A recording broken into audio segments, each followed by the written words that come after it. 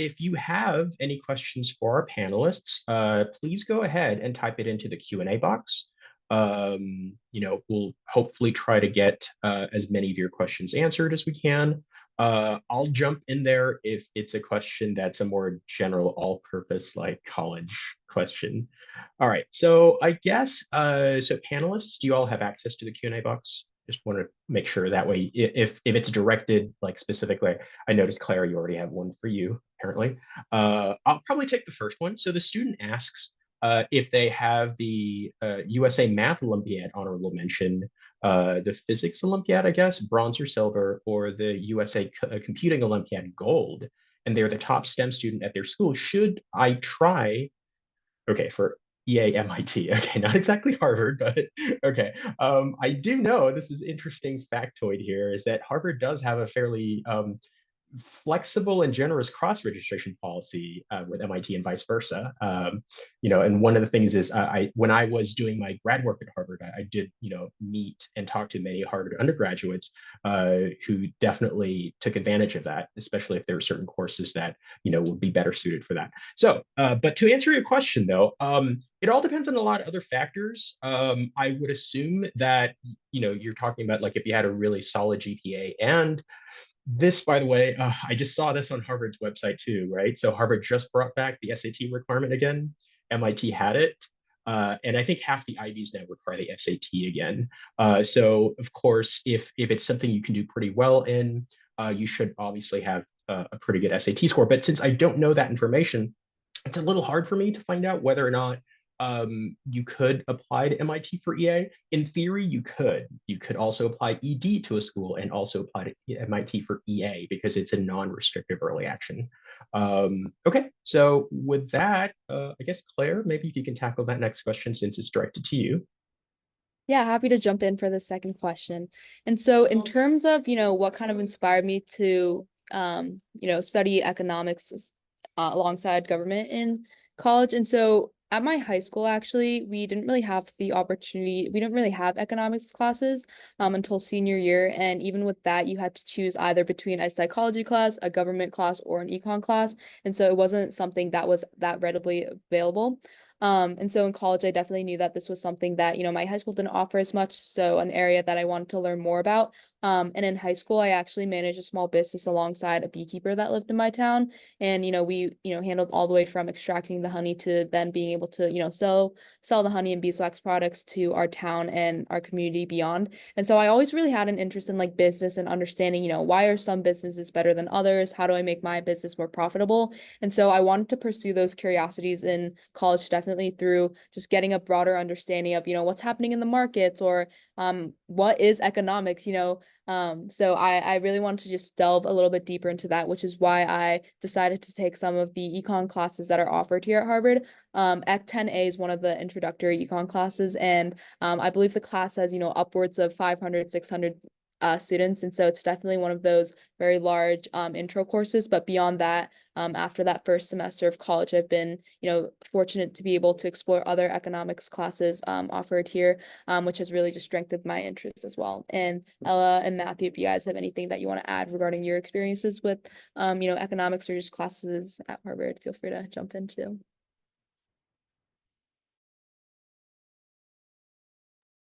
Of course, I guess I can jump in. Being philosophy and ec is definitely a very interesting combination between the two. You kind of are able to kind of gain more of the quantitative skill set that Claire talked about economics as well too. And philosophy kind of gives you a more broader range of what you could explore. So I think there's a lot of very good classes in between those departments. Economics definitely has a lot of really good professors like Larry Summers, who was the former U.S. Treasury and also was a president at Harvard, if I'm not mistaken. He's for somebody obviously a lot of experience, a lot of background, and so taking a class from him is very insightful. Dave Lips and Jason Furman obviously teach at 10A, both are very famous in their field. So you really get a great opportunity to really get access to a lot of renowned scholars, at Harvard in any department, not just economics, but definitely the economics department. You get access to a lot of phenomenal people. Yeah, so on my end, I'm not an econ concentrator, but I have taken a couple of classes, and I also, in the government department, I'm on the political economy track. So I'm doing a little bit more of like the quantitative work on the government side. So if that's something you're interested in, I'm definitely happy to talk more about that. But yeah, definitely, unfortunately, not an economics major here at Harvard. Okay, so I do remind the audience, if you would like to have our panel answer any questions, please go ahead and type it in the Q&A box. Because yeah, so we still have plenty of time to answer your questions. So feel free to go ahead and share that. I do have a follow-up for Matthew though. You mentioned that you're also a concentrator in philosophy. As a classics major, I also took some philosophy Yeah. classes. Maybe shed some light in terms of what made you gravitate towards philosophy, because that's oftentimes a major I don't hear any of our students at HS2 even consider, and maybe talk about potential benefits of that, because I do want our students to broaden their horizons in terms of other fields. Because econ, of course, a lot of people will gravitate towards that. My understanding too is that Harvard does not have an overt business management major, so many people will go for econ as a pre-business preparation. But yes, maybe share some of your experiences studying philosophy at Harvard, of course.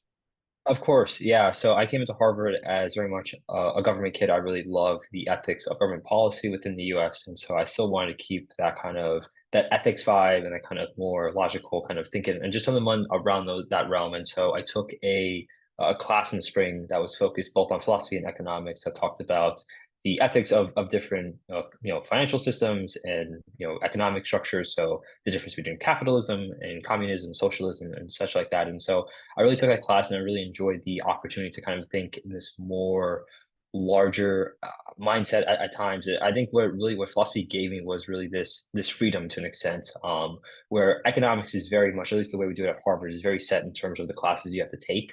It's very structured, and you probably will only have the accessibility to take maybe 2 classes. I really at your choice. Where philosophy, our concentration requirements is very broad, very open, so you really get the opportunity to explore a lot of different philosophy texts, whether you really want to go all the way really Plato and Parmenides, or you really want to go to the modern sense and look at more modern thinkers such as Du Bois and Martin Luther King Jr. Just some examples from a class I'm taking as of right now. And so I think what really gravitated me to philosophy at the end of the day was really having the opportunity to go over a really broad spectrum. I think it really also, to a very good degree, and I'm not saying that you only will get this in philosophy, you can get this skill set from any other major at Harvard, but what it was for me was you really got this opportunity to think about issues in a very larger context, and you really got exposed to very various ways of pattern thinking and structures of how to go about solving a problem, and kind of what kind of just it really, I think what it was that nuanced me as a thinker to an extent, and I just really enjoyed to an extent the intellectual curiosity that came from philosophy, given how broad of it is of a subject and an academic, just the academics behind it. Okay. So another thing too is it's already April, so many of our seniors find themselves having to make a decision as to where they're going to be committing to go to college, right? So can maybe each of you share your experiences in terms of what made you select Harvard? What were the things that drew you to the university when you were a senior in high school? So kind of like, to impart some of that advice. Because I get asked that question because I served as an interviewer for Harvard for many years. And so they often ask me, oh, so why did you choose to go to Harvard? And so, of course, I'd like to hear your take on that. What were some of the things that appealed to you even prior to going there? Yeah, I can definitely start off with this one. So when I was going through my college application process, I honestly just applied to all of the Ivies to apply. Definitely not the best approach by any means, but actually ended up being the first person from my school to ever go to an Ivy, so I didn't have much guidance or background in that arena. But my dream school at the time was actually Columbia, because I am a big New York girly. So I definitely wanted to be in the city and experience that type of life, especially coming from Minnesota, where I did not have that experience. So I kind of romanticized that a little bit. I guess what drew me to Harvard, I was kind of choosing between, so I actually got rejected from Columbia, which was upsetting. So then I was really torn between, because at the time I was kind of pre-business and thought that was the track that I wanted to go down. So I was between Penn, the Wharton School, and Harvard. And it was actually our Visitas program that kind of convinced me to go to Harvard. I saw all of the clubs and opportunities on campus. I actually learned about the Crimson at Visitas, and that just really drew me to kind of the broader experience of college. You know, it wasn't just the academic appeal of Harvard versus like the academic appeal of Penn, because obviously both are very kind of they're up there, they're state of the art for sure. So it's hard to compare the two, especially in terms of business. So yeah, it became more about what experience did I want to have versus like what classes did I want to take. And then also a big part of the college decision for me was the financial component. So Harvard actually ended up offering me pretty generous financial aid, and Penn not as much. So that was definitely a deciding factor for me.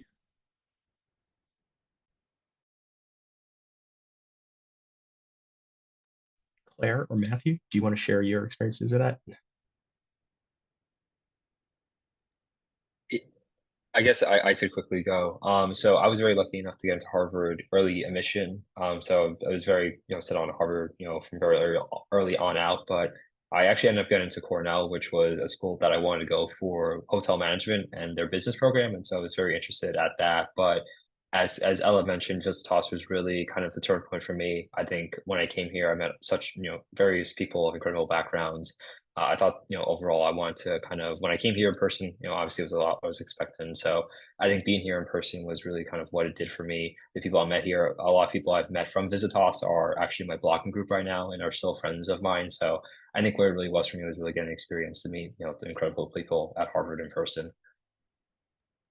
Oh Yeah, yeah, so just to clarify, Visitas is the accepted student weekend. Yeah, I'm not sure if that was clear to our audience. So, all right, sorry, Claire, go ahead. Oh, no worries. Sorry about that as well.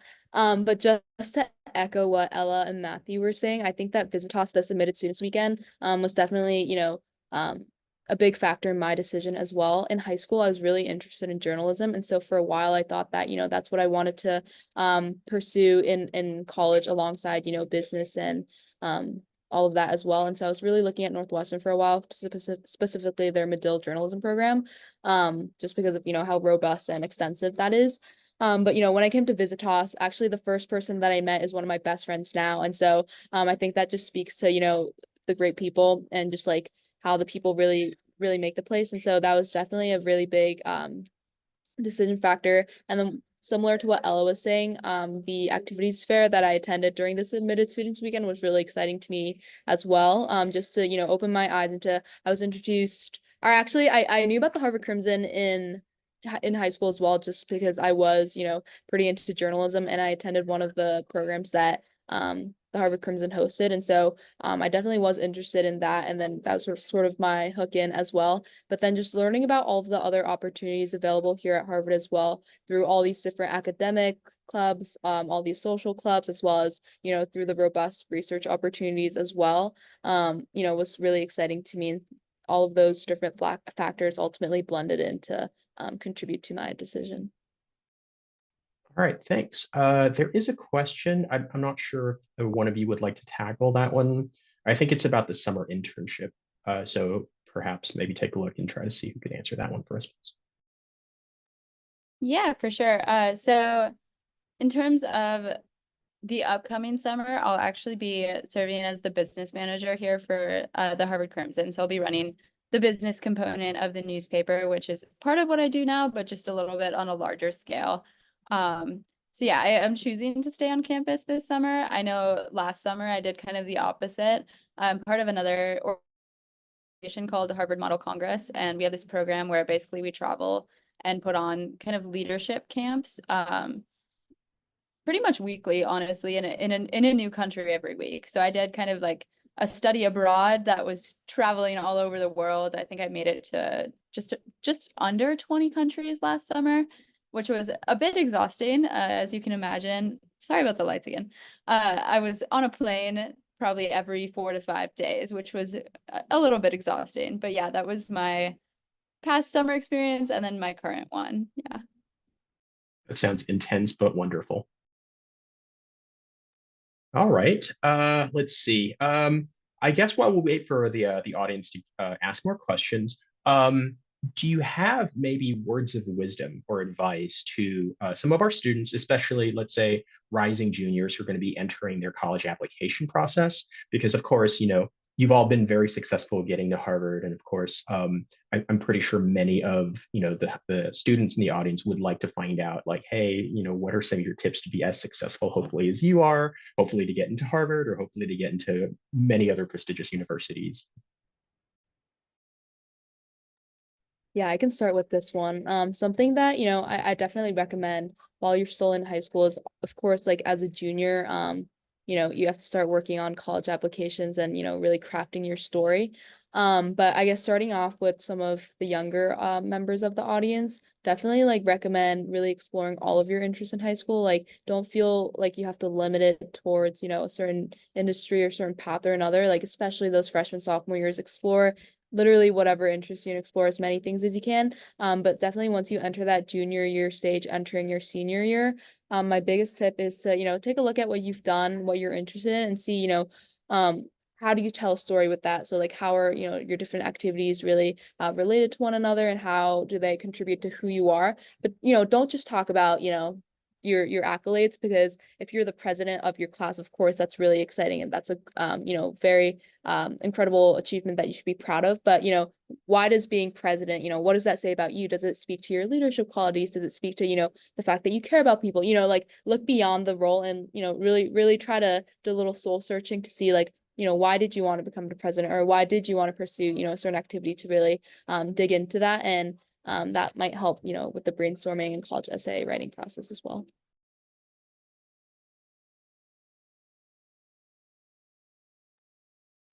Yeah, I guess I can touch on this one a little bit too. Just kind of my advice. So when I entered the college application process, I was really, really set. I had like a dream school, and that was kind of all I wanted.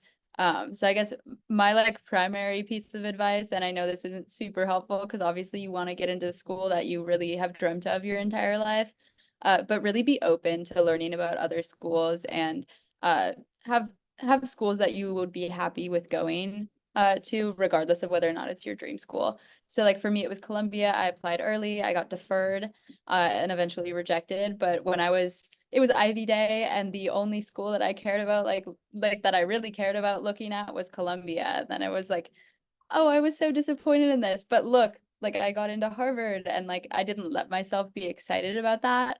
So really try and like expand your horizons, and don't just research into one school because you really care about it. Really look into kind of, I know people talk about like your match, your reach, and your safety schools. Like really have one that you're excited about in each category if you can. Yeah, and I know it's not going to be equal excitement, obviously, but just a school that you're really happy with going with in each category.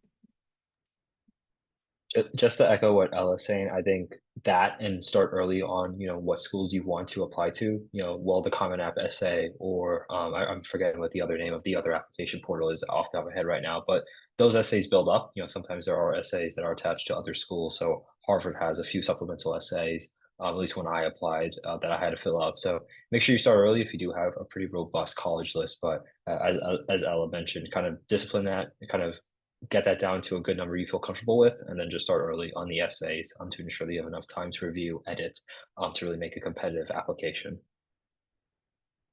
Okay, yeah, thank you so much.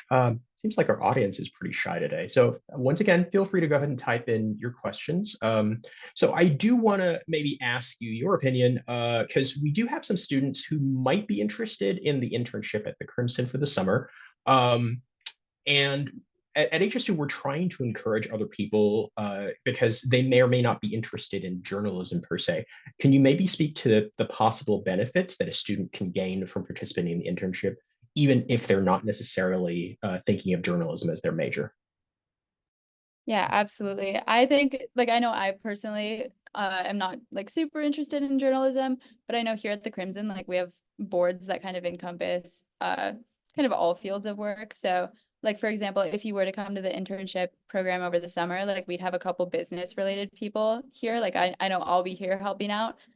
So if you want to talk about business, I'm personally pre-law, so you could also talk to me about that. And then kind of the broader thing here is like people at the Crimson, that work for us are obviously like journalists, but they're also Harvard students who are studying probably not journalism because we don't have that here, but maybe not English, like maybe not history. They could be studying anything. I know my roommate personally is pre-med and also writes for the Crimson. So like coming here and doing this internship program, you're gonna gain a lot of valuable skills in like writing an article and writing about something that you really care about. But also just interacting with people that maybe have the similar interest to you, or just that could become mentors later on, whether you're interested in Harvard or not. It could be someone that reads your college essay. It could be someone that you just kind of like catch up with every now and then, and kind of ask for their advice. So I would say, even if journalism isn't kind of your main thing or your niche that you really want to go into, just think about kind of the external benefits that just having a like Harvard mentor could bring you. Yeah, that's awesome. Yeah, and so like I said, if you're interested in other fields, this could still be something that could benefit you. Definitely, it could also be something that could complement your other interests. So this is definitely a wonderful opportunity if you're interested in doing that. Like I said, you can contact your HS2 office or your counselor if you're already an HS2 student. All right, so just to close things off, thank you so much, all three of you, Matthew, Claire, and Ella. I definitely, feel like you helped shed light into the experience at Harvard for our students and the parents as well. So really do thank you. And for the audience, one last opportunity. If you had any questions, we can stick around for a little bit. But yeah, so is there any other like advice do you want to give to like students, not necessarily with the admissions, but just based on your experiences, any takeaways that you think are really important that they should know?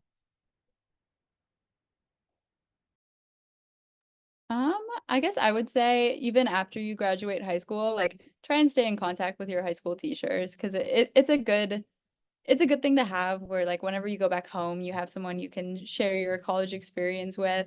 That this could be someone that like wrote your recommendation, or it could just be your favorite teacher that you had the most fun with. I know that's something I really enjoy whenever I go home. Like I always like get coffee with my favorite teacher. It was my English teacher, and it's just nice having that like more adult bond after you leave high school. So keep that in mind too. They aren't just your teacher for 1 year, they're kind of your mentor for life. So really try and maintain those connections.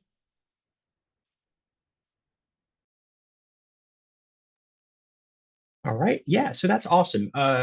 Thanks again. And yeah, with that, let's go ahead and wrap up tonight's seminar. Thank you so much for joining us tonight. And thank you to our guest speakers. Have a wonderful weekend, and I'll see you next week. All right. Good night, everybody.